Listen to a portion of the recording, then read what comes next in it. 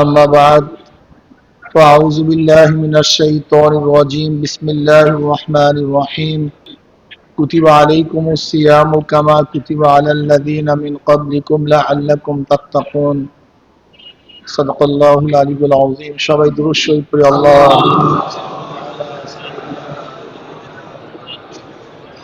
حبيبنا مولانا محمد صلى الله عليه وسلم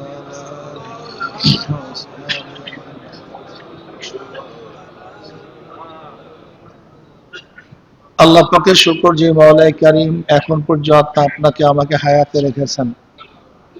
ইতিমধ্যে বহুত মানুষ দুনিয়ার থেকে বিদায় হয়ে গেছে, কিন্তু আল্লাহ পাক আপনাকে আমাকে এখনো হায়াতে রেখেছেন। হায়াতের মালিক একমাত্র আল্লাহ।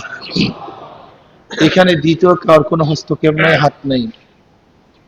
ইচ্ছা করলে কেউ কাউকে হায়াত দিতে পারে না, আল্লাহ একমাত্র। যদি হায়াত কিনতে পাওয়া যাইতো, বড়কলা হাজার হাজার কোটি টাকা খরচ করে হায়াত ক্রয় করত, কিন্তু হায়াত কোথাও কিনতে পাওয়া যায় না, কেউ কাউকে দিতেও পারে না। বাস হায়াতের একমাত্র মালিক আল্লাহ। আল্লাহ পাক এখন আপনাকে আমাকে হায়াতে রেখেছেন, আলহামদুলিল্লাহ। আল্লাহ পাক আপনাকে আমাকে সুস্থ রেখেছেন, আলহামদুলিল্লাহ। ভালো এক পরিবেশে রোজা আদার তৌফিক দান করেছেন, আলহামদুলিল্লাহ। আবার আলহামদুলিল্লাহ কিছু ওয়াজ নসিহত, ওয়াজ নসিহত মুযাকারা আর কি, বাস এই আমাদের মধ্যে আলোচনা আর কি। আর নসিহত তো আমরা জানি, সবাই শুনি, সবাই জানি। সুন্দর পরিবেশ, ইবাদত করার মওকা। ইচ্ছা করলে এখান থেকে কামাই করার জায়গা আছে, ঠিক না? ইচ্ছা করলে এখানে কামাই করার জায়গা আছে, পরিবেশ আছে। এখন যে যা পারেন কামাই করেন। দেখেন কে কত সময়কে কাজে লাগাতে পারেন, কে কত সময়কে কাজে লাগাতে পারেন, ঠিক না? সময়কে কাজে লাগাতে। এখানে আসছেন, চিন্তা করেন কি কত বেহুদা কথা না বলে পারি। আমি দেখি কত কম কথা বলে পারি, বেহুদা কথা কত কম বলতে পারি। কি একটা ব্যাপার আছে না? দেখি আমি কয় রাকাত নামাজ একটু বেশি পড়তে পারি, কয়টা সিজদা একটু বেশি দিতে পারি, একটু তেলাওয়াত বেশি করতে পারি, একটু জিকির আজকার বেশি করতে পারি, ইস্তেগফার বেশি করতে পারি, দুরূদ বেশি পড়তে পারি। দেখি আমার কলবটাকে কতক্ষণ আল্লাহর দিকে ঝুঁকায় রাখতে পারি। এই মানে একটা ভাব, মানে অবস্থার মধ্যে নিজেকে কাটায় আনা, নিজেকে অবস্থার মধ্যে কাটায় আনা। এর জন্য একটা পরিবেশের প্রয়োজন, খুবই বেশি প্রয়োজন। নবী আলাইহিস সালাত ওই পরিবেশের জন্য গারে হেরার মধ্যে তিনি ইবাদতের মধ্যে মগ্ন ছিলেন। গারে হেরার মধ্যে একেবারে নিরিবিলি পরিবেশ, যেখানে তিনি আর আমার আল্লাহ। কি কথা ঠিক না? এরকম পরিবেশের দরকার আছে। আলহামদুলিল্লাহ, আল্লাহ পাক সুন্দর এক পরিবেশে আপনাকে আমাকে থাকার, বসার, রোজা রাখার তৌফিক দান করেছেন। শুকরিয়ার দরকার আছে কি নাই? আর একটা বিষয়, কারা জানি লাইভ করে বয়ানগুলি, এটা তো এরকম লাইভ করে শুনলাম, এটা আদৌ ঠিক না। দেখেন তো কেউ লাইভ করে কিনা, এটা পুরা নিষেধ। এই দোতলাতে কে লাইভ করে এই বয়ান? হ্যাঁ, দেখেন তো এটা কে? হ্যাঁ,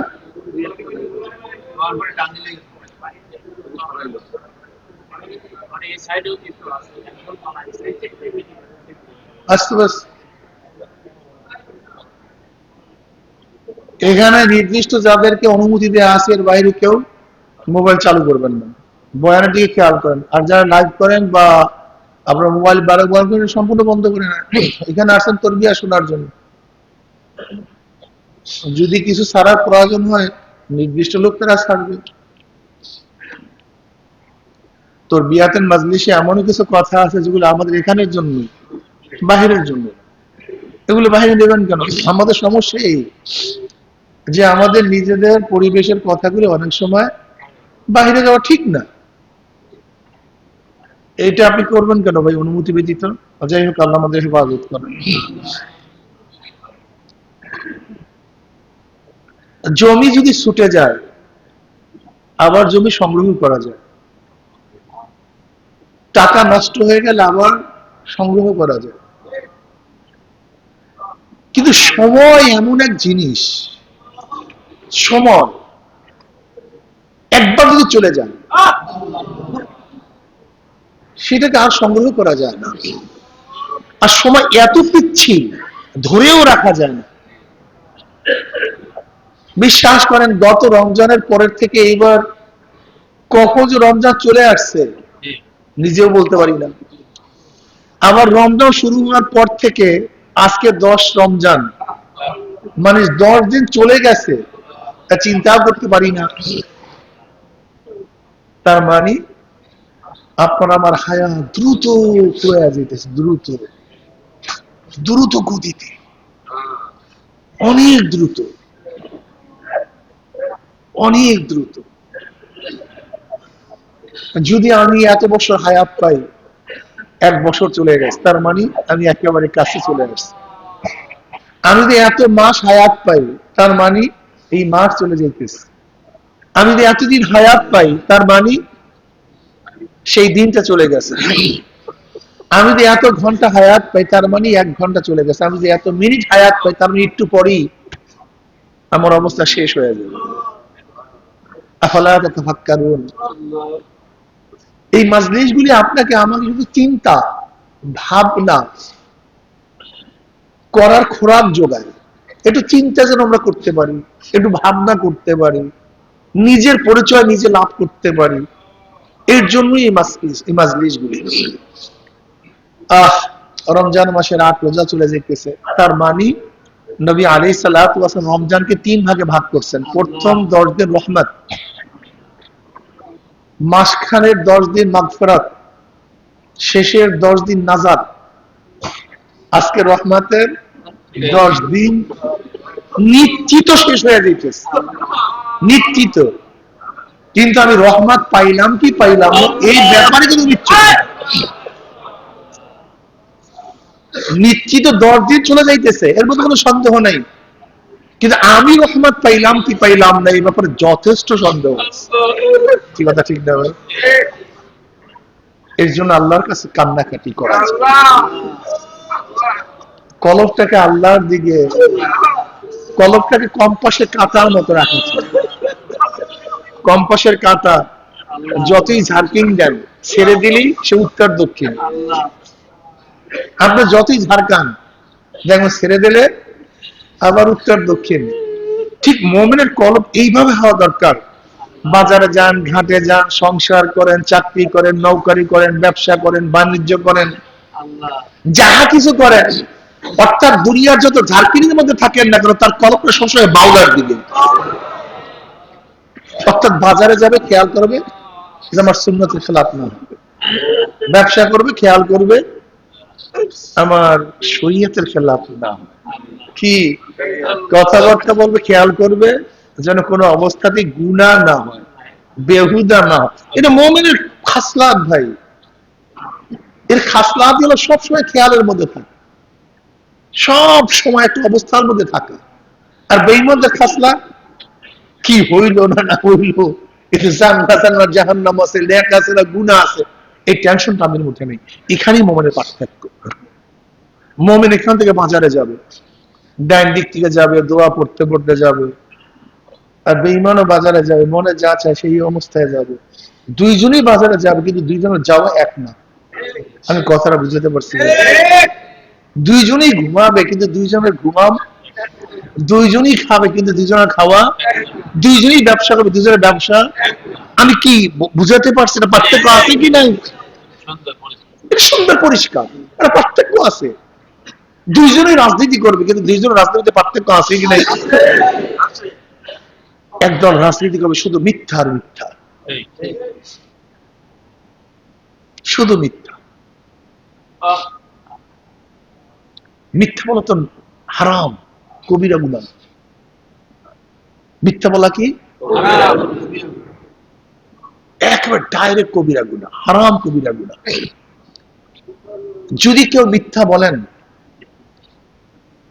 আকবারুল কাবায়ের, অর্থাৎ কবিরা গুনাহ যতগুলি আছে এর মধ্যে সবাই বলছেন যে মিথ্যা একটা কবিরা গুনাহ। আল্লাহ পাক কালামে পাকের মধ্যে ফরমান ফাস্তানিবু রিসসা মিনাল আওসান ওয়াস্তানিবু কাওলা যুর, তোমরা মূর্তি পূজার অপবিত্র থেকে নিজেকে বাঁচায় রাখো। এর সাথে সাথে কি আছেন, ওয়াস্তানিবু কাওলা যুর, এবং মিথ্যা বলার থেকে নিজেকে নিরাপদ রাখো, মিথ্যা বলার থেকে পরহেজ করো, মিথ্যা বলিও না। তাই মিথ্যা না বলার জন্য কিসের করে আদেশ করছেন? মূর্তি পূজার সাথে সাথে, যে মূর্তি পূজা না করার জন্য আদেশ করছেন, সাথে সাথে মিথ্যা না বলার জন্য কথা বলছেন। ফাস্তানিবু রিসসা মিনাল আওসানি ওয়াস্তানিবু কাওলা যুর। আপনি বুঝেন মিথ্যা কত বড় মারাত্মক। অথচ দেখা যাচ্ছে আমরা মিথ্যা কথা বলি। আমরা কি বলি? মিথ্যা কথা বলি।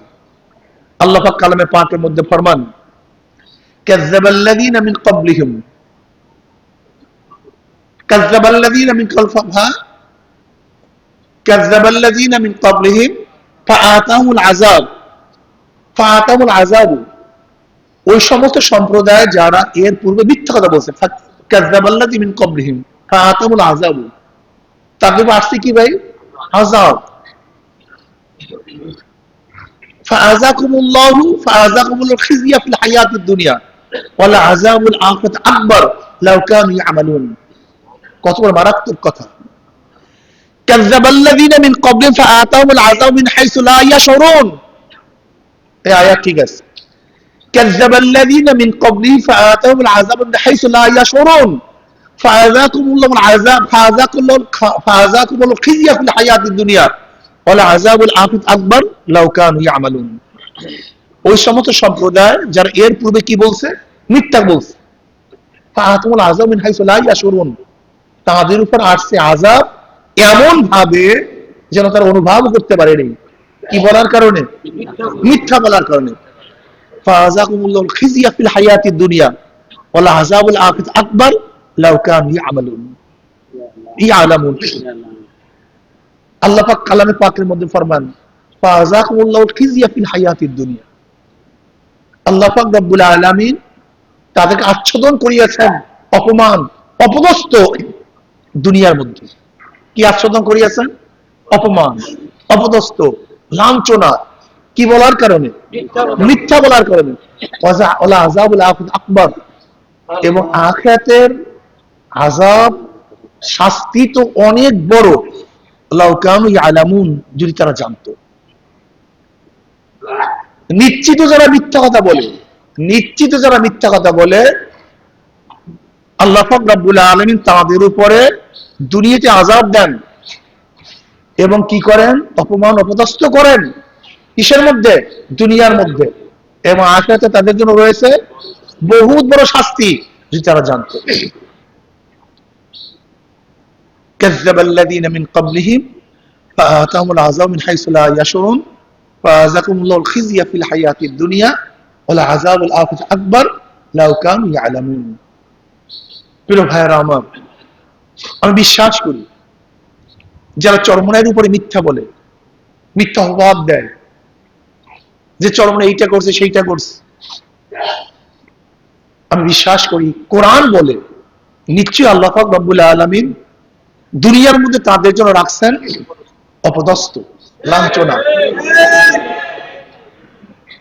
এটা আবার আপনারাও যদি কারোর উপরে মিথ্যা অভিযোগ তোলেন, এই আযাব শুধু তাদের জন্য না, আপনাদের জন্য। এর জন্য মিথ্যা অপবাদ থেকে নিজেকে পরহেজ করুন, বাঁচায় রাখুন। মিথ্যা অপবাদ দিয়েন না, হুট করে কারোর উপরে মিথ্যা বলিয়েন না। আমি দেখছি গত নির্বাচনে কিছু লোক এইভাবে মিথ্যা কথা বলছে যা চিন্তাও করা যায়। একেবারে কাঁচা কাঁচা মিথ্যা, কাঁচা কাঁচা ডাইরেক্ট মিথ্যা। এই মিথ্যা বলার থেকে নিজেকে অবশ্যই পরহেজ করতে হবে। অনেকেই আমরা মিথ্যাকে মিথ্যা মনে করি না, অথচ মিথ্যা একটা কবিরা গুনাহ। মিথ্যা বলবেন না, এটা বলা ঠিক না। আয়াতুল মুনাফিকে সালাসুন, ইযা হাদ্দাসা কাযাবা ওয়া ইযা ওয়াদা আখলাফা ওয়া ইযা উতমিনা খানা। বুখারীর মধ্যে রওয়ায়াত আছে মুনাফিকের আলামত তিনটা। মুনাফিকের আলামত কয়টা ভাই? যখন কথা বলে কথা বললে মিথ্যা বলে। আশ্চর্য বিষয়, আমাদের বর্তমান যুবক সমাজের মিথ্যা বলাটা এত সহজ হয়ে গেছে, সাধারণ হয়ে যায়, চিন্তাও করা যায় না। দোস্ত তুমি কোথায়? আসে বাড়িতে বলে বাজারে। কি হলো ভাই? ডাইরেক্ট মিথ্যা কথা বললো। এটা আমার কোনো বিষয় মনে করে না, মানে মিথ্যা বলতে বলতে এইটাকে কোনো বিষয় মনে করে না, অথচ একটা ডাইরেক্ট কবিরা গুনাহ, হারাম কবিরা গুনাহ। মোবাইলে তারা ডাইরেক্ট মিথ্যা কথা বলে। ভাই মোবাইলটা কিনছো কত? 10,000 টাকা, 20,000 টাকা, ডাইরেক্ট মিথ্যা কথা। জুতা কিনছো কত? হয়তো কিনছে 1,000 টাকা, বলছে 3,000 টাকা, ডাইরেক্ট মিথ্যা কথা। একটু নিজের ভাব দেখাবার জন্য ডাইরেক্ট মিথ্যা। এটা আদৌ ঠিক? আদৌ ঠিক? এটা বলবেন কেন? এটা মনে কি মিথ্যা কথা বলতে পারে? আব্দুল কাদের জিলানী রাহমাতুল্লাহ আলাইহি, তিনি পড়াশোনার জন্য কাফেলার সাথে রওনা করছেন। প্রতিমধ্যে ডাকাত, সে তো ছোট বাচ্চা, ডাকাতরা যার কাছে যা কিছু আছে সবকিছু নিয়ে গেছে। এখন ডাকাতের সর্দার আব্দুল কাদের জিলানী রাহমাতুল্লাহ প্রশ্ন করছে, তোমার কাছে কিছু কিছু আছে? বলে হ্যাঁ আছে। সে একেবারে গাঠি বস্তা ভিতর থেকে যা কিছু আছে বের করে দিচ্ছে। ডাকাতের সর্দার বলছে, আমি তো তোমার কাছে কিছু চাই নাই, শুধু জিজ্ঞাসা করছি কিছু আছে কিনা, তুমি না বললেই তো পারতে। আমি তুমি ছোট বাচ্চা, আমি তো খোঁজও করি না তোমার কাছে, তুমি তো না বললেই পারতে। সে জবাবটা কি দিয়েছে? আম্মা নিষেধ করছে মিথ্যা কথা বলতে, আম্মা নিষেধ করছে, এর জন্য বলিনি। কি বুঝলেন? পারিবারিক শিক্ষা, ছোটবেলার শিক্ষা। মিথ্যা, শুধু মিথ্যা আর মিথ্যা। বয়ান উঠে মিথ্যা কথা বলি, ওয়াজ উঠে মিথ্যা কথা বলি, দর্শের মধ্যে মিথ্যা কথা বলি। এই যে কিছু মানুষ আছে যারা দর্শের মধ্যে চরমনের ব্যাপারে ডাইরেক্ট মিথ্যা কথা বলে, বিলা তাহকিক কথা বলে, এগুলো কি ঠিক? তার মানেটা কি? আমাদের থেকে আল্লাহর ভয় আস্তে আস্তে একেবারেই দূর হয়ে গেছে। অধিকাংশ মানুষের মধ্যে আল্লাহর ভয় বলতে এখন আর কিচ্ছু নাই।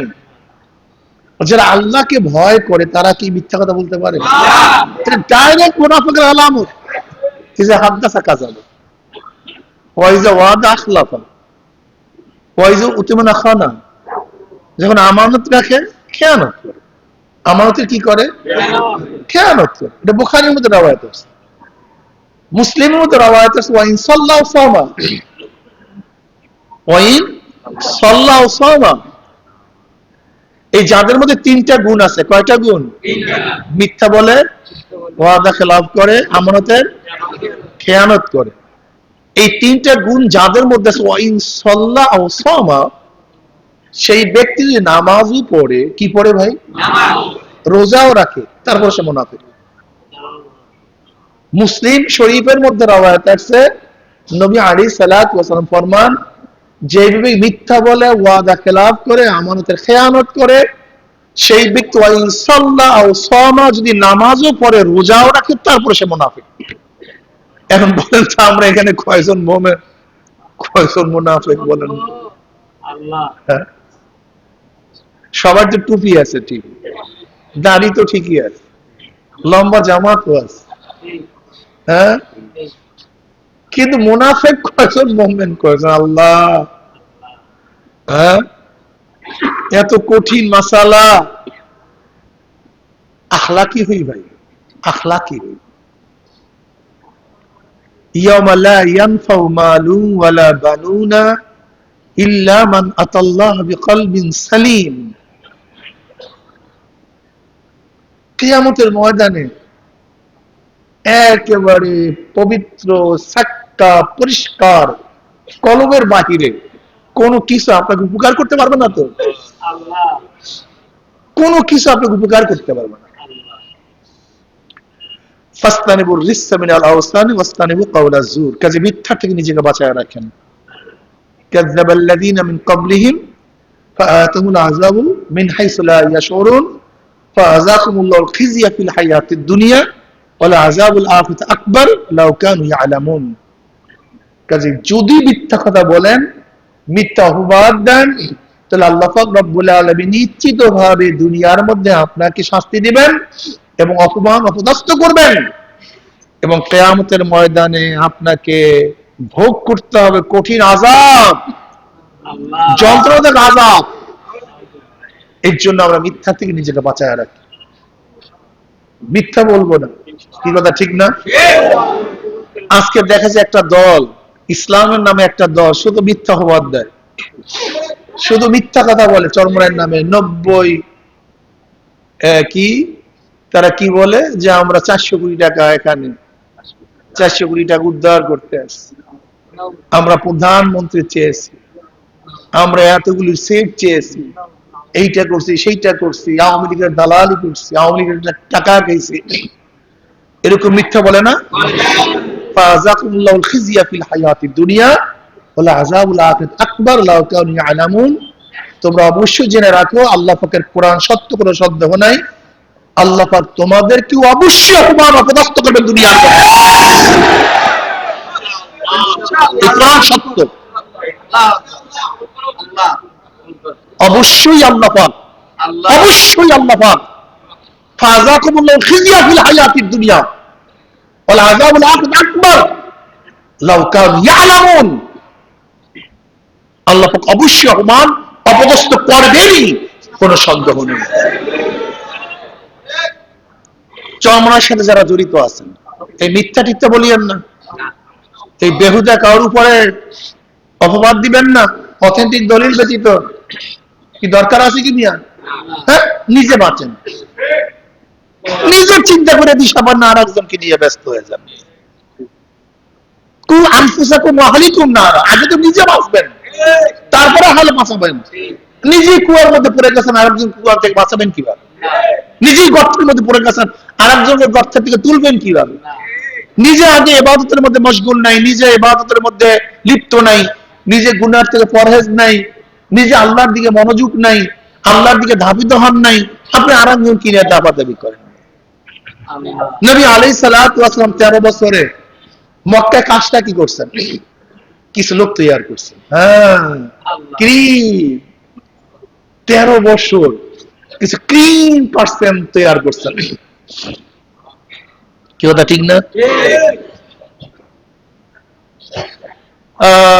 এই ক্লিন পার্সন লোকগুলির মাধ্যমে গোটা দুনিয়া বিজয় করছে। এর জন্য কিছু ক্লিন পার্সন লোকের প্রয়োজন, কিছু আল্লাহ প্রয়োজন, মুস্তাজাবুদ দাওয়া কিছু লোকের প্রয়োজন, যাদের কলবটা মাওলার দিকে। এরকম কিছু লোকের দরকার রে ভাই। আমি আগেই বলছি, ক্ষমতা কামিয়াবির লক্ষণ না। যদি ক্ষমতায় একমাত্র কামিয়াবির লক্ষণ হইতো, আলামত হইতো, তা ফেরাউন ক্ষমতায় ছিল, নমরুদ গোটা দুনিয়ার বাদশা ছিল, গোটা দুনিয়ার মধ্যে মুসলমানদের মধ্যে 2 জন গোটা দুনিয়ার বাদশা ছিলেন, আর বেঈমানদের মধ্যে গোটা দুনিয়ার মধ্যে 2 জন বাদশা ছিল। মুমিনদের মধ্যে 2 জন ছিল কে? একজন যুলকারনাইন বাদশা সিকান্দার, যুলকারনাইন, আরেকজন হলো বাদশা সুলাইমান। আর বেঈমানদের মধ্যে 2 জন, একটা নমরুদ আর বখতে নসর। এই 2 জন ছিল গোটা দুনিয়ার মধ্যে বেঈমানদের মধ্যে বাদশা। তো বাদশাই কি ছিল, কামিয়াব তো হয়নি নাকি ভাই? বাদশা ছিল কামিয়াবি, বাদশার মধ্যে না, কামিয়াবি ক্ষমতার মধ্যে না। এটা হৃদয়ঙ্গম করেন, কামিয়াবি ক্ষমতার মধ্যে না। ফেরাউন বাদশা ছিল, কিন্তু কামিয়াবি তার মধ্যে না। আসহাবুল উখদুদের ঘটনা আপনারা জানেন, কোরআনের মধ্যে আছে। কামিয়াবি তাদের মধ্যে, কামিয়াবি ওই ফেরাউনের বাদী হিজকিলের মধ্যে। কিসের মধ্যে? হিজকিল ফেরাউনের বাদী ছিল। যখন ফেরাউনের মেয়েকে চুল আশ্রয় দিছিল, চিরুনি পড়িয়া গেছে, বিসমিল্লাহ পড়িয়া তুলছে, তাহলে তুমি কি বলিয়াতুল্লাহ। এরপর আপনারা জানেন তাকে আগুনে পোড়ায় দিছে, হত্যা করছে। জিবরিল আলাইহিস সালাতু ওয়াস সালাম যখন নবী আলাইহিস সালাতু ওয়াস সালামকে নিয়ে মেরাজে রওনা করছেন, ঘেরান পেতেছে, ঘেরান। নবী আলাইহিস সালাম বললেন, ভাই জিবরাইল, কিসের ঘেরান? এত আতরের ঘেরান কোথা? কিসের ঘেরান? ক্রুজে ফেরাউন তার ইহুদিকে যে ঈমান আনার কারণে পোড়ায়া দিছে, সেই হাড্ডি গুটি থেকে ঘেরান আসছে। আবার অন্য রাওয়াতে আছে আসহাবুল উখদুদ, আসহাবুল উখদুদকে যেখানে দাফন করা হয়েছে সেখানে ঘেরান আসতে আছে। অথচ তারা শহীদ হয়ে গেছে, কিন্তু কামিয়াব। নবী আলাইহিস সালাতু ওয়াস সালাম দুনিয়ার মধ্যে তাদের কবরের থেকে জান্নাতের ঘেরান পেয়েছেন। এইটা কামিয়াবি, এইটাও কামিয়াবি। তুস্তু রাব্বিল কাবা, শহীদ হওয়ার সময় রব্বে কাবার কসম আমি সফল হয়ে গেছি, এইটার নাম কামিয়াবি, এইটার নাম কামিয়াবি। সাহাবায়ে কেরাম রিদওয়ানুল্লাহি তাআলা আলাইহিম আজমাইন এই কামিয়াবি অর্জন করার জন্য কত ত্যাগ করছেন না ভাই। আল্লাহ। ষষ্ঠ হিজরিতে জনাব মুহাম্মদ রাসূলুল্লাহ সাল্লাল্লাহু আলাইহি ওয়াসাল্লাম স্বপ্ন দেখিয়া উমরা হজ করার জন্য রওনা করলেন। কি করার জন্য ভাই? উমরা হজ করার জন্য রওনা করলেন। আপনারা ঘটনা জানেন, প্রতিমধ্যে কাফেররা বাধা দিছে, ঢুকতে দেবে না। হুদায়বিয়া নামক জায়গায় নবী আলাইহিস সালাতু অবস্থান করলেন। কাফেররা আসছে চুক্তি করার জন্য। নবী আলাইহিস সালাতু ওয়াসাল্লাম চুক্তিতে রাজি হয়ে গেলেন, কিন্তু সাহাবারা চুক্তিতে রাজি হইতেছিলেন না, তারা যুদ্ধ করবেন। নবী আলাইহিস সালাতু ওয়াসাল্লাম বললেন, না, আমরা চুক্তি করবো। আবু বকর রাদিয়াল্লাহু বললেন, ইয়া নবী আল্লাহ, আমরা তো যুদ্ধ করার জন্য আসি নাই, আমরা কেন? আমরা হজ করার জন্য। তাদের সাথে বেহুদা আমরা যুদ্ধ করতে যাবো কেন? যুদ্ধ লিপ্ত হবো কেন? আমরা যুদ্ধ করার জন্য বের হই নাই। বের হচ্ছে কিসের জন্য? হজ করার জন্য। এখন তারা যদি চুক্তির কথা বলে, করবো আমরা, সমস্যা কি? আমরা চুক্তি করব।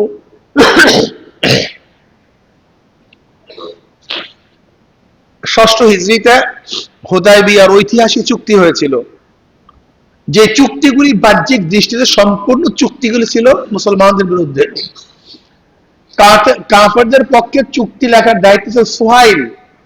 তখন তিনি মুসলমান হন নাই, তিনি ফতে মক্কা সহ মুসলমান হয়েছিলেন, হযরত সুহাইল রাদিয়াল্লাহু তাআলা। কিন্তু ষষ্ঠ হিজরি তিনি মুসলমান হন নাই। তিনি কাফেরদের পক্ষ থেকে চুক্তি নামার দায়িত্বে ছিলেন। চুক্তি লিখতেছেন, দস্তখত হয় না। এর মধ্যে আবু জান্দাল রাদিয়াল্লাহু তাআলা হাজির, হাত পায়ের মধ্যে শিকল বাঁধা। তিনি হলো সুহাইলের সন্তান। এই সুহাইলের ছেলে মুসলমান হয়ে গেছে। এই মুসলমান হওয়ার কারণে বেঁধে রাখছে, হাতের মধ্যে শিকল, পায়ের মধ্যে শিকল। কোন রকমের পালাই আসছে, মুসলমানদের কাছে আসছে। ওই চুক্তির মধ্যে একটা ধারা ছিল, কেউ যদি মুসলমান হয়ে মক্কায় আসে, মক্কা থেকে মদিনায় যায়, তাহলে তাকে আবার মদিনার থেকে মক্কায় ফেরত দিতে হবে। আর কেউ যদি মোরতাদ হয়ে মদিনার থেকে মক্কায় যায়, তাকে ফেরত দিতে হবে না। কি বাহ্যিক দৃষ্টিতে এসে অপমান, অপদস্থ, লাঞ্ছনার কিছু থাকে? আমাকে বলেন। কেউ যদি মক্কার থেকে মুমিন হয়ে মদিনায় যায়, তাকে ফেরত দিতে হবে। আর যদি মুরতাদ হয়ে মদিনা থেকে মক্কায় যায়, তাকে ফেরত দিতে হবে না। এটা হয়? এই একটা শর্ত ছিল। আবু জান্দাল রাদিয়াল্লাহু তাআলা তিনিও মক্কা থেকে আসছেন, কিন্তু এখনো চুক্তিনামার স্বাক্ষর হয় নাই। আবু জান্দাল রাদিয়াল্লাহু বলেন, ইয়া নবী আল্লাহ, ইয়া রাসূল, আমাকে নিয়ে নেন, আমাকে আপনাদের সাথে মদিনায় নিয়ে নেন। দেখেন আমার অবস্থাটা কি, হাতে পায়ের মধ্যে শিকাল, মারতে মারতে কি করছে দেখেন, সমস্ত শরীরের মধ্যে দাঁত। এখন যদি আমাকে আবার ওরা মক্কায় নিয়ে যায়, আমাকে রাখবে না, আমি সহ্য করতে পারবো না। নবী আলাইহিস সালাতু ওয়াস সালাম বললেন, এখন পর্যন্ত চুক্তিনামা স্বাক্ষর হয় নাই, স্বাক্ষর হওয়ার পরে এটার বাস্তবায়ন শুরু হবে। যেহেতু স্বাক্ষর হয় নাই, এটার বাস্তবায়ন শুরু হয় নাই, আবু জন্দলকে আমাদের দিয়ে দাও। কিন্তু সোহাইল বললেন না, যদি তাকে ফেরত না দেন তাহলে আপনার সাথে কোনো চুক্তি হবে না। জেদ ধরছে, সাহাবারাও জেদ ধরছে, তাকে ফেরত দিতেই হবে, যে ফেরত না দেন আমরা চুক্তির মধ্যে নেই। আবু জন্দল বলে, ইয়া নবী আল্লাহ, আমাকে যদি ফেরত দেন তাহলে আমাকে রাখবে না, এই শাস্তি আমি সহ্যও করতে পারবো না। বলেন তো মুসিবতটা কি? সাহাবারাও আবু জন্দলের পক্ষে, নবী আলাইহিস সালাতু তার পক্ষে সুপারিশ করতেছেন, কিন্তু কাফেররা জেদ ধরছেন কোন অবস্থাতেই তাকে দিবেন না, চুক্তি না হয় না হোক। সাহাবারা কোষমুক্ত করছেন তলোয়ার, যে একজন মুসলমান ভাইয়ের জন্য লড়বো, মরবো, শহীদ হব,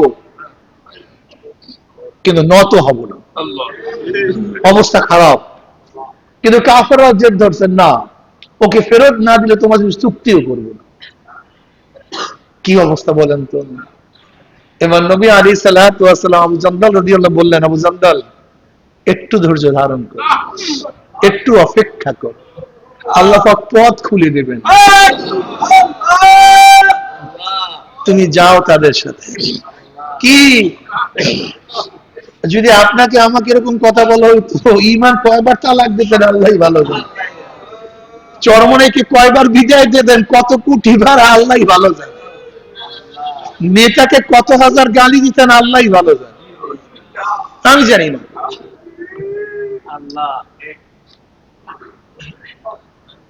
নবী আলাইহিস সালাতু ওয়াস সালামের কথা অনুযায়ী আবু জন্দল রাদিয়াল্লাহু রাজি হয়ে গেলেন। সাহাবাদের চোখের পানি, কি যে একটা হালাত, কি যে একটা অবস্থা, নবী আলাইহিস সালাম সহ্য করতে পারতেছিলেন না, কিন্তু কিছু করার নাই। ইন্না ফাতাহনা লাকা ফাতহাম মুবিনা, যদিও বাহ্যিক দৃষ্টিতে মনে হয় যেন এটা সম্পূর্ণ মুসলমানের খেলাফ, মুসলমানের বিপরীত, কিন্তু আল্লাহ পাক রব্বুল আলামিন এই চুক্তিকে বলছেন বিজয়ের চুক্তি, স্পষ্ট বিজয়, যেটা আমাদের দৃষ্টিতে স্পষ্ট বিজয় না, স্পষ্ট হার, কিন্তু আল্লাহ পাক বলছে স্পষ্ট বিজয়, প্রকাশ্য বিজয়। নবী আলাইহিস সালাতু ওয়াস সালাম চুক্তিপত্রে দস্তখত করলেন, আবু জন্দল রাদিয়াল্লাহু তাআলাকে নিয়ে গেলেন। কিন্তু ঈমানের জ্বালা যন্ত্রণাটা ভিন্ন জিনিস, এইটা যদি একবার কলবের মধ্যে লাইগা যায়,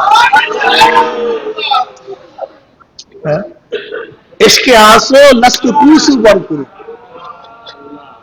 হাসে জুজু মাশুকে বাকি জুমলাসু, মানে এইটা যদি একবার লাগিয়া যায়, ঈমান এত দামি, এটা এমন এক আগুন, মুহাব্বত ভালোবাসা এমন এক আগুন যা নিজেই থাকবে, অন্য কাউকে রাখবে না।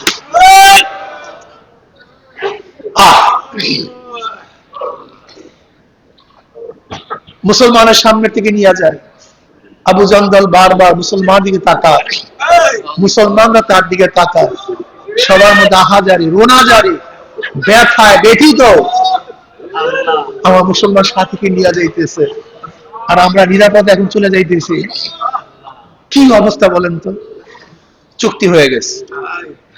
আবু জন্দল রাদিয়াল্লাহু তাআলা পলাইয়া তিনি মক্কা থেকে চলে আসছে, কিন্তু মদিনায় যাওয়ার উপায় নেই, কেন মদিনায় গেলেই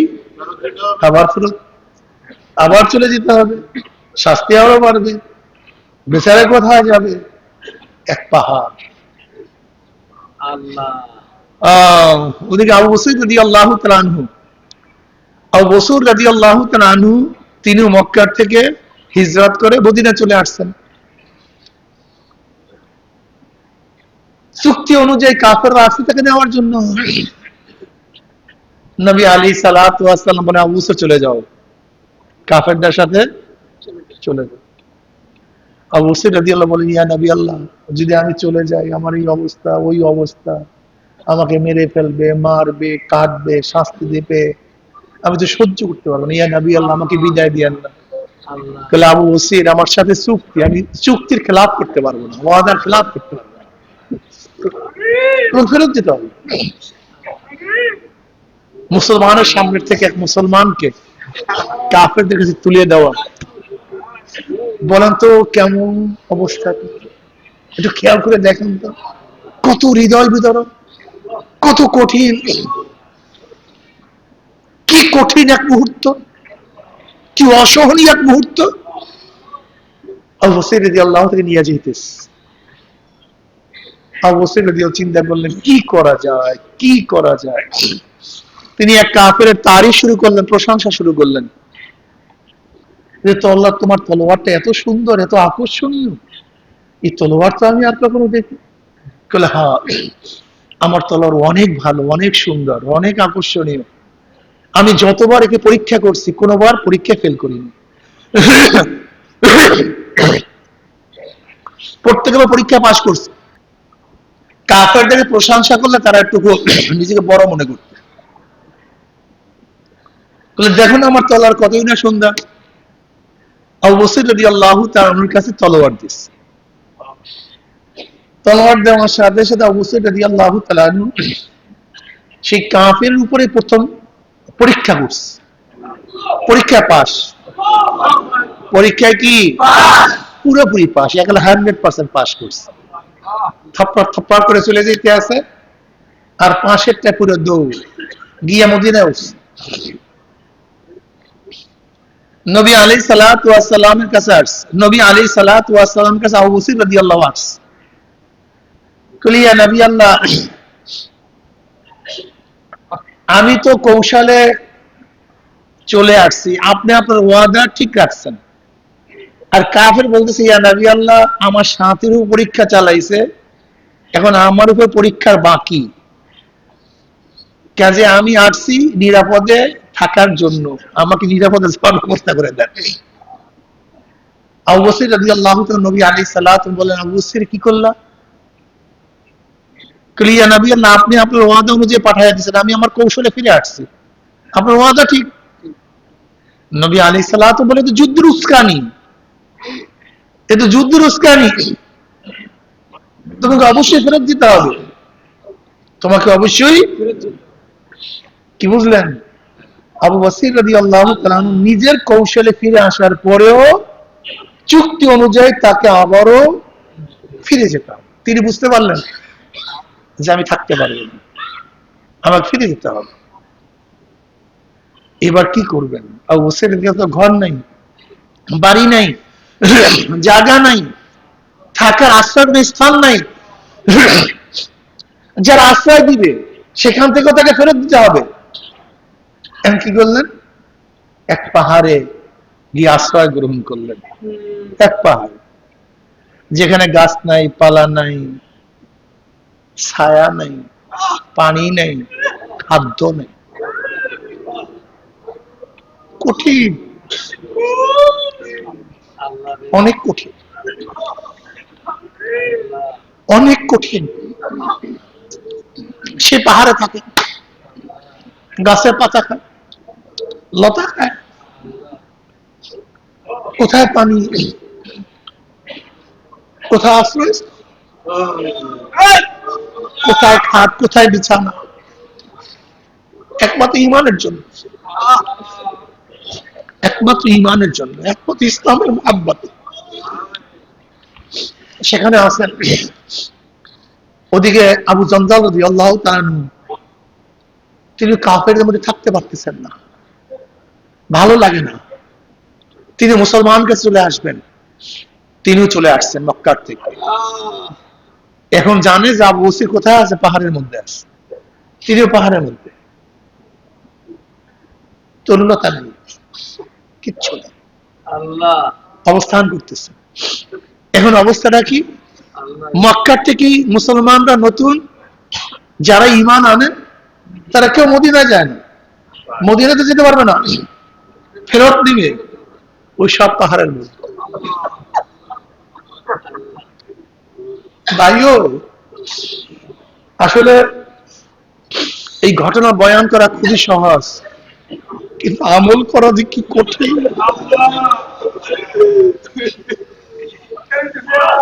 আমল করা যে কি কঠিন, আল্লাহ তুমি সেই কলব ক্লিয়ার করে দাও। সেই মন তৈরি করে দাও। অনেক কঠিন রে ভাই। আল্লাহ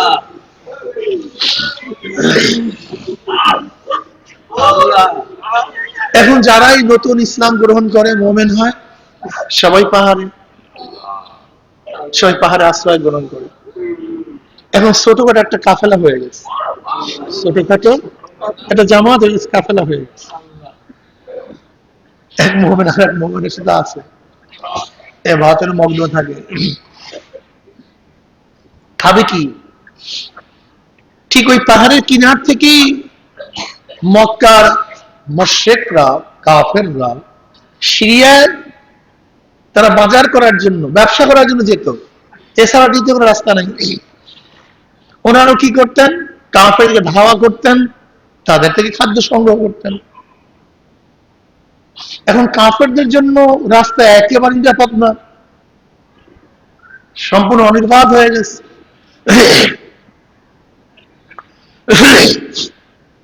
এখন নতুন মুসলমান সবার কোথায় আসে? পাহাড়ের মধ্যে। তারা কি হয়ে গেছে? এক কাফেলা হয়ে গেছে, জামাত হয়ে গেছে। এখন তারা কাফেরদের অস্থির করে ফেলাইছে, রাস্তার মধ্যে অবরোধ করতেছে, কাফেররা সেখান থেকে যেতে পারে না। কাফেররা বেশিয়াল মুসিবতে পড়ছে, অনেক বড় মুসিবতে পড়ছে। এবার কাফেররা আছে নবী আলাইহিস সালাতু ওয়াস সালাম কাছে, ইয়া নবী আল্লাহ, আপনার সাথে যারা চুক্তি করছিলাম, কেউ যদি মক্কা থেকে মুসলমান হয়ে মদিনায় আসে, তাকে আর ফেরত দিতে হবে না, ফেরত দেওয়া লাগবে। আমরা এই চুক্তিটা রাখতে চাই না। এই চুক্তিটা কেন খয়রাত লাগবে না? কুত্তা ফিরত। এরা যদি ওই পাহাড়ের মধ্যে জমা হয়, তাহলে সিরিয়ার সমস্ত ব্যবসা বন্ধ, সিরিয়ার সমস্ত ব্যবসা বাণিজ্য সবই বন্ধ। তো ব্যবসা করবো কিভাবে? কাজে আমরা চুক্তি রাখতে চাই না, যদি কেউ মক্কা থেকে মদিনা আসে তাকে ফেরত দিতে হবে না। নবী আলাইহিস সালাতু ওয়াস সালাম এই চুক্তি ফেরতের পরই আবু বসির রাদিয়াল্লাহু তাআলা চিঠি লিখলেন, আবু বসির আসো, তোমাদের জন্য এখন মদিনা নিরাপদ হয়ে গেছে, আসো। এক দূত সেই চিঠি নিয়ে আবু বসির রাদিয়াল্লাহু তাআলার কাছে গেছেন, কিন্তু আবু বসির রাদিয়াল্লাহু তাআলা অসুস্থ হয়ে গেছেন, দাঁড়াবার মতো আর শক্তি তার মধ্যে ছিল না, হাঁটার মতো শক্তি তার মধ্যে ছিল না।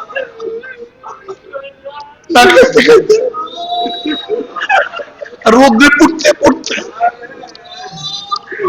রোদ্রের মধ্যে, কুয়াশার মধ্যে, ঠান্ডার মধ্যে থাকতে থাকতে পুরোপুরি অসুস্থ হয়ে গেছে, শরীর ঠিক নেই। এর মধ্যে নবী আলাইহিস সালাতু ওয়াস সালাম চিঠি তার কাছে হাজির, মাহবুবের চিঠি পাইছেন, মাহবুবের চিঠি পাইছেন, আশিক মাশুকের চিঠি পাইছেন, অনেক আকাঙ্ক্ষার চিঠি, অনেক অপেক্ষার চিঠি, ওদের আগে চিঠি তার হাতে খুঁজছে। এই অপেক্ষায় তিনি ছিলেন, কবে ডাক পড়ে নবীর তরফ থেকে, কবে ডাক পড়ে। যখন চিঠি পাইছেন তখন চিঠিকে চুম্বন দিলেন, চেহারার মধ্যে লাগাইলেন, বুকের মধ্যে রাখলেন,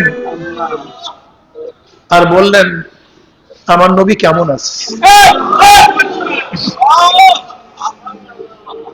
আমার প্রিয় কেমন আছে, আমার সালাম পৌঁছায়ও, আর বলিও আবু বসর তার কাছে পৌঁছার মতো শক্তি আর বাকি নাই।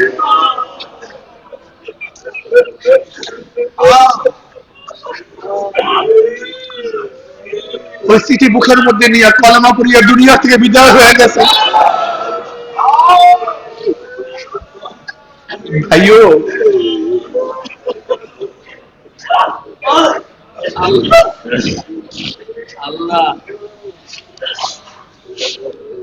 দিনের জন্য সাধনা করা চাই, সাধনা সাধনা সাধনা করা চাই, সাধক হওয়া চাই, তেজি হওয়া চাই।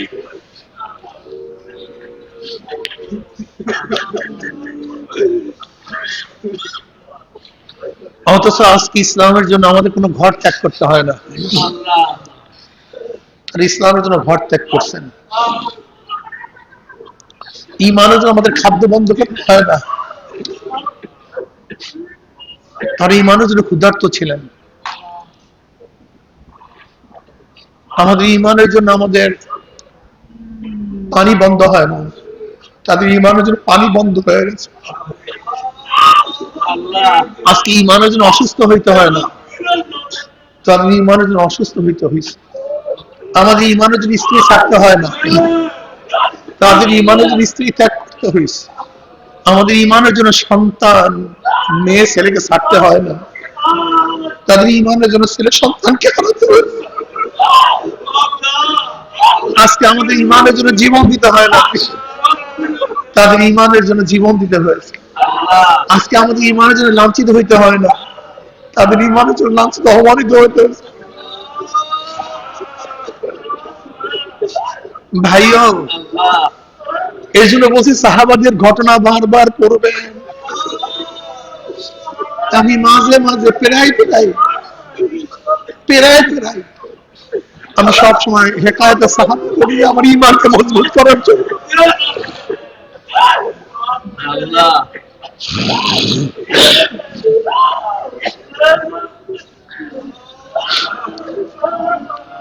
হব্বে সাহাবা এটি ঈমানের আলামত। হব্বে সাহাবা, সাহাবাদের মহব্বত ঈমানের আলামত। বুগজে সাহাবা কুফুরির আলামত। হব্বে সাহাবা ঈমানের আলামত, বুগজে সাহাবা কুফুরির নিশানা। এটা কুফরির আলামত। বর্তমান জমানায় কে হক না, বর্তমান জমানায় কে হক না, অন্য কিছু দরকার নাই।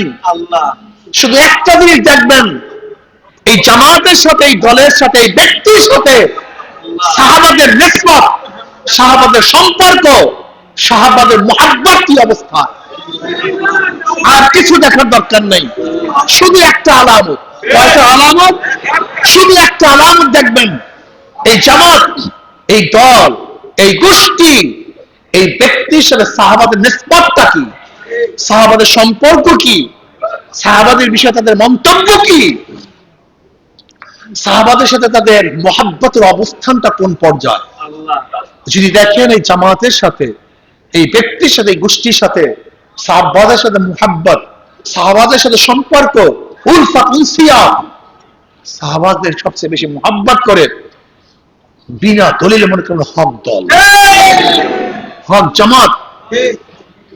আর যে জামাতের সাথে দেখবেন যে সাহাবাদের সাথে বক্স, সাহাবাদের সাথে মুহাব্বত নেই, ঘৃণা, সমালোচক সাহাবাদের, মনে করতে হবে বিনা দলিলে এগুলি গোমরার দল। আর কোন দ্বিতীয় কোন দলের দরকার নেই, শুধু একটা, আল্লাহ আল্লাহ ফি আসহাবি লা তাত্তাযুম গরাদাম মিন বাদি ফামান আহাব্বাহুম ফাবিহুব্বি আহাব্বাহুম ওয়া মান আবগাদাহুম ফাবিবুগযি আবগাযাহুম। আল্লাহ, খুব মারাত্মক ভাবে বুঝতে হবে যে সাহাবাদের জন্য আজকে আমরা দিন পেয়েছি, তাদের ত্যাগ সম্পর্কে আমাদেরকে জানতে হবে, আলোচনা করতে হবে, মুযাকারা করতে হবে।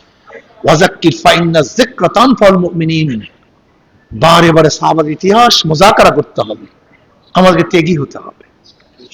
কি কথা ঠিক না? আজকে এখানে যারা আসছেন, এইমাত্র যে ঘটনা পড়ছি, এইমাত্র যে ঘটনা শুনলাম, এখন বলেন তো আমাদের ত্যাগের অবস্থাটা কি? কি ত্যাগ আছে? এই সমস্ত আলোচনা করলে ঈমান মজবুত হয়। কি কথা ঠিক না? ত্যাগী হওয়া লাগবে, ভোগী না। ত্যাগী, ত্যাগের দাম না ভোগের দাম। মায়ের সবচেয়ে বড় ত্যাগী দিকে মা দামি হয়ে গেছে। মা সবচেয়ে বড়, কথা কয় না। বাবা সবচেয়ে বড় ত্যাগী, একজন বাবা দামি হয়ে গেছে। আল্লাহ মা আমাকে কত কষ্ট করে আর গর্ভ ধারণ করছে, যে এই চেষ্টা, যে সাধনা, যে কষ্টের কোনো শেষ নাই, সীমা নাই। কত মা জন্ম দেওয়ার সময় মারা গেছে। আল্লাহ আমি দেখি একটা মা বাচ্চাকে নিয়ে যেইভাবে কষ্ট করে, মনে হয় যেন বাচ্চা মা সাথে সবসময় লটকাইয়াই থাকে। আল্লাহ একটা মা তার বাচ্চাকে বড় বানাবার জন্য যেই পরিমাণে ত্যাগ করে,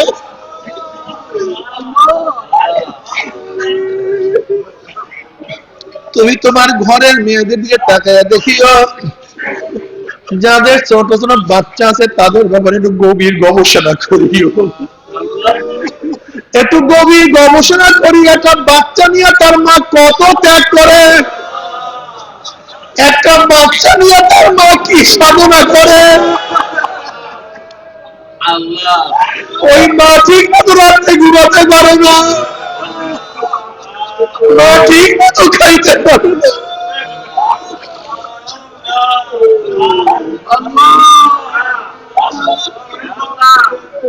মা সব সময় ভেতরে কাজ করে, পায়খানা প্রসাব সাপের কাজ করে।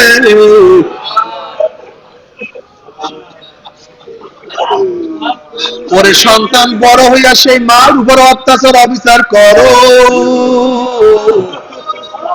তোমার সে বড় জালেম আর দুনিয়া থেকে হইতে পারে না। এই জন্য নবী আলাইহিস সালাতু বারবার ওয়াইন যালামাকা ওয়াইন যালামাকা ওয়াইন যালামাকা, আমার নবী আলাইহিস সালাত তিনবার বলেন ওয়াইন যালামাকা ওয়াইন যালামাকা ওয়াইন যালামাকা। যদি বাপ মা তোমার উপরে জুলুম করে, তোমার উপরে জুলুম করে, তোমার উপরে জুলুম করে, আল্লাহ তারপরে বাপ মার অত্যাচার অবিচার করা যাবে না, খারাপ ব্যবহার করা যাবে না। আমার মা আমার যদি এমন কোন ত্যাগ নাই, তুমি ত্যাগ করি নাই,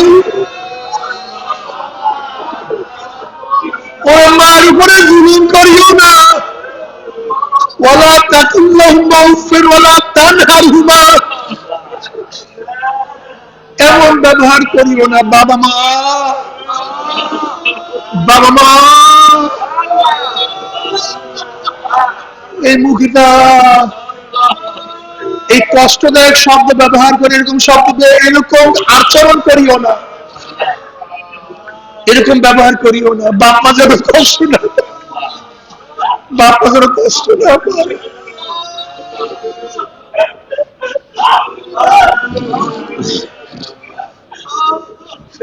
বাপ মাকে কষ্ট দিও না। হুজুর বাপ মাকে তো কষ্ট দিস, তখন আলেম ছিলাম, বুঝতাম না, সে তো মারা গেছে। বেশি বেশি কবর জিয়ারত করো, বেশি বেশি কবর জিয়ারত করো, বেশি ইসালে সওয়াব, বেশি বেশি সওয়াব পাঠাবার চেষ্টা করো, বেশি বেশি সদকা করো, বাপ মার নামে বেশি বেশি দান করো। মাপ চাও আল্লাহর কাছে।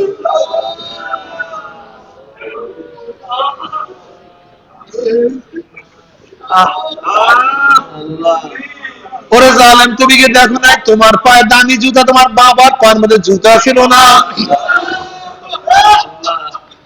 ওরে জালেম, তুমি কি দেখো নাই তোমার গায়ে সুন্দর জামা, তোমার বাবার গঞ্জি ছিল না?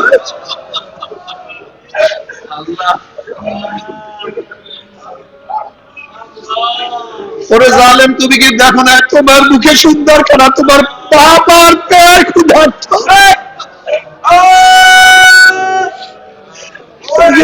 তোমার বাবার পেটে ক্ষুধা,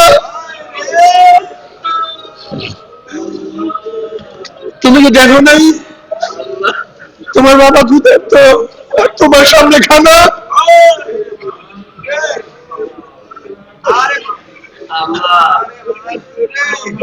ওরে জালেম, তুমি কি দেখো নাই তুমি পড়াশোনা করো, তোমার বাবা মূর্খ, সে রিক্সা চালাইয়া, ঠেলা গাড়ি ঠেলিয়া, কৃষি কাজ করিয়া অক্লান্ত পরিশ্রম করিয়া তোমাকে টাকার যোগান দেয়, তুমি শিক্ষিত, তোমার বাবা মূর্খ। তুমি কি দেখো না তোমার বাবা অসুস্থ, কি তোমাকে সুস্থ করার জন্য নিজে চিকিৎসা গ্রহণ করে না, তোমাকে চিকিৎসার ব্যবস্থা করছে?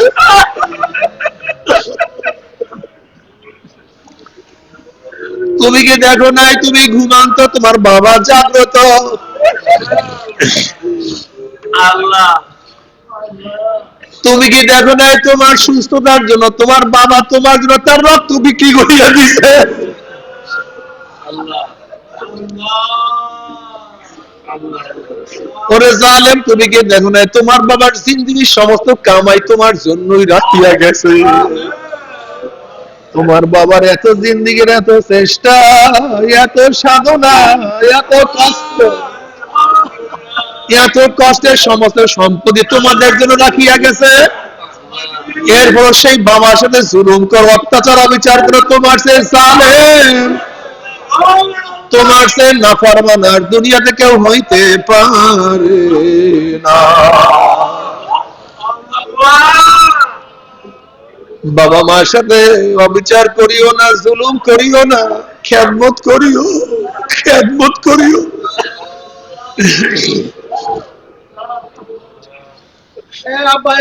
তোমার কি বুখারীর মধ্যে রওয়ায়াত দেখো নাই?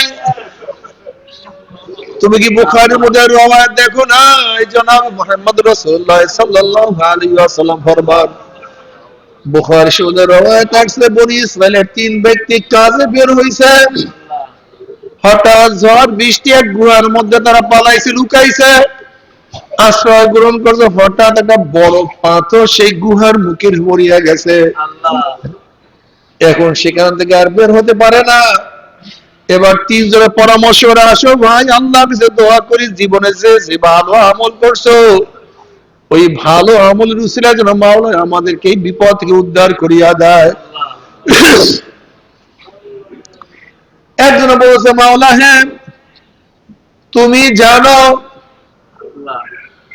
আমার সাথে আমার এক মেয়ের সাথে সম্পর্ক ছিল, সে অনেক সুন্দরী, খুব সুন্দরী সুস্ত্রী এক মহিলা ছিল। সে আমার কাছে একবার আসছিল কিছু জরুরতের জন্য। জরুরতের কাছে আসার পরে আমি তার কাছে খারাপ প্রস্তাব দিলাম, যদি তুমি আমার এই প্রস্তাবের রাজি হও আমি তোমাকে জরুরত পূরণ করব। মহিলা আমার প্রস্তাবে রাজি হইলেন না, তিনি বাড়িতে চলিয়া গেলেন। কিন্তু তার সন্তানও অনেক ক্ষুধার্ত ছিল, তার স্বামী অচল ছিল, বিকলাঙ্গ ছিল, কামাই করতে পারত না। মা সন্তানের জন্য কামাই করার জন্য গেছে, নিশ্চয়ই কিছু নিয়ে আসবে। যখন মা খালি হাতে সন্তানের কাছে গেছে, সন্তানগুলি চিল্লাইতেছে, ক্ষুধার্ত অবস্থায় তার কাছে রুনাজারি করতে আছে, বারবার তার সাথে গড়াগড়ি করতে আছে। ওই মহিলা সহ্য করতে পারে নাই, যেহেতু তার প্রয়োজন অনেক বেশি ছিল, তার স্বামীও কামাই করতে পারে না, সন্তানরা অনেক বেশি ক্ষুধার্ত।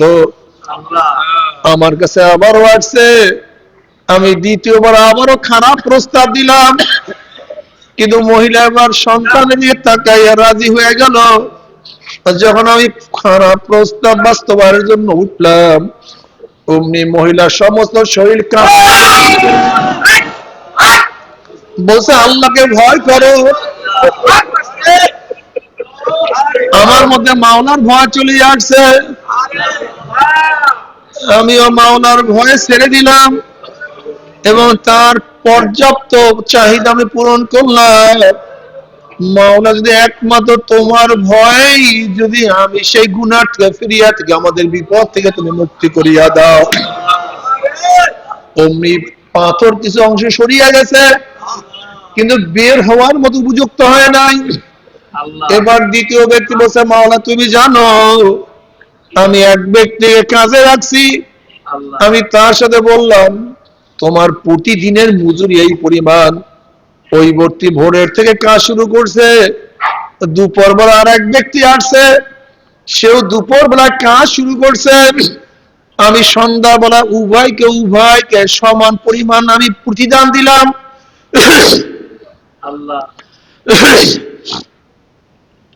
কিন্তু যেই ব্যক্তি ভোরের থেকে কাজ করছে সে ব্যক্তি বলতে আছে, আমি ভোরের থেকে কাজ করছি, তুমি আমাকে যে প্রতিদান দিছো, আর দুপুর বেলার থেকে যে ব্যক্তি কাজ করছে তুমি একই প্রতিদান দিছো।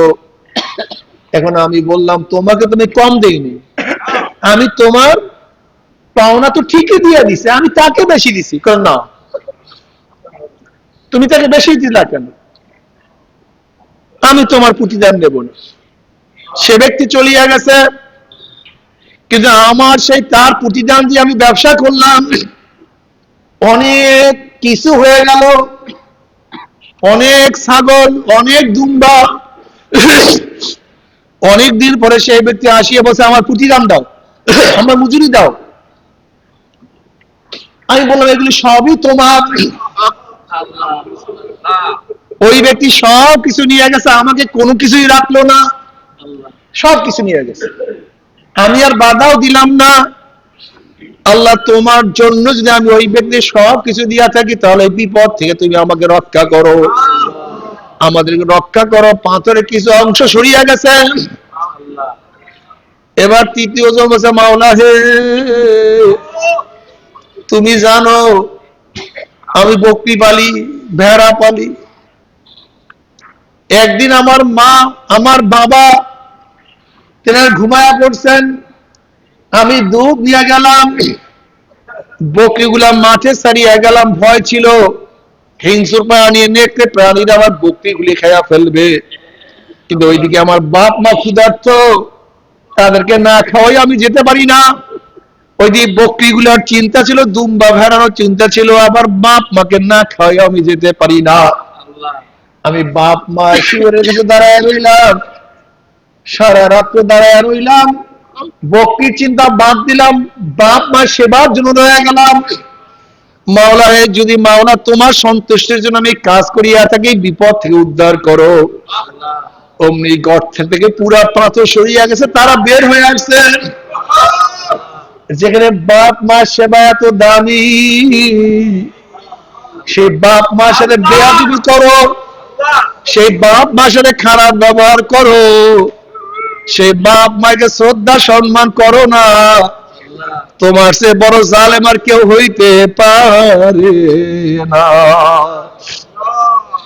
নবী আলাইহিস সালাতু ওয়াস সালাম ফরমান, যেই ব্যক্তি বাপ মাকে পাইল, অথবা তাদের মধ্য থেকে একজনকে পেয়েও তাদের সেবা শুশ্রূষা করিয়া জাহান্নাম থেকে নিজেকে বাঁচাইতে পারলো না, তার উপর আল্লাহ পাকের লানত গজব। নবী আলাইহিস সালাতু ওয়াস সালাম বলেন আমিন। কাজে রমজান মাসের 10 তারিখ চলিয়া যাইতে আছে, যাইয়া রহমত পাইলাম কি পাইলাম না, গুনাহ খাতা মাফ করাইতে পারলাম কি পারলাম না, আমার জন্য খাস করিয়া দোয়া চাই।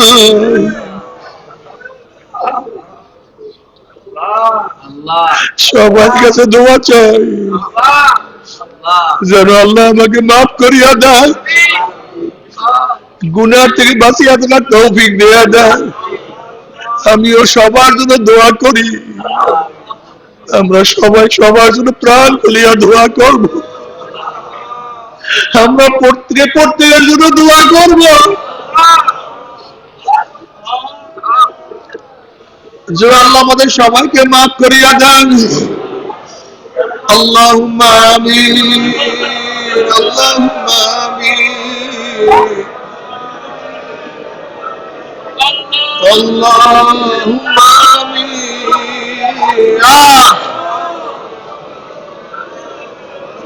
আল্লাহ আমাদের গুনাহকে মাফ করিয়া দেন, আল্লাহ গুনাহ থেকে বাঁচিয়া থাকার তৌফিক দিয়া দেন,